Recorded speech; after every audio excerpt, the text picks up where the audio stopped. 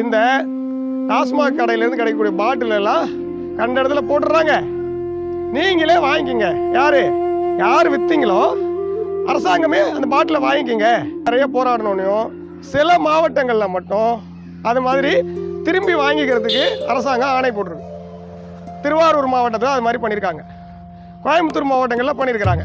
இப்போ சிவகங்கை மாவட்டத்தில் பாட்டில் நீங்கள் கடையில் வாங்கிக்கிங்கன்னு சொல்லியிருக்காங்க. சரியா? இப்போ உழவர்கள்லாம் போராடி இந்த பாட்டில் வாங்க வச்சுட்டாங்க. அரசாங்கம் சரி வாங்கிக்கங்கன்னு ஒரு ஆணை போட்டுருச்சு. நேற்று என்னடான்னா இந்த டாஸ்மாக் கடையில் வேலை செய்கிறவங்க இருக்காங்கல்ல, தொழிலாளர்கள், அவங்க போராடுறாங்க. எதுக்கு போராடி இருப்பாங்க சொல்லுங்க பார்க்கலாம்.